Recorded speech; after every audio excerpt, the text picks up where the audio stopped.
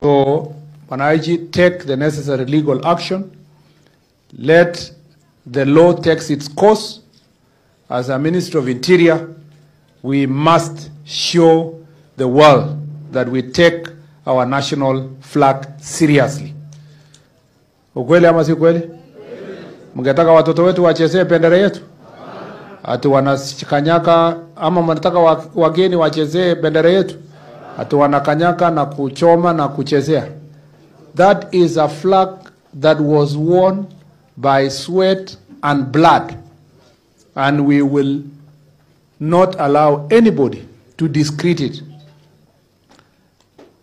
We must ensure that this country is living on the right side of the law, and our children grow in a nation that patriotism as one value of our Constitution is observed, and visitors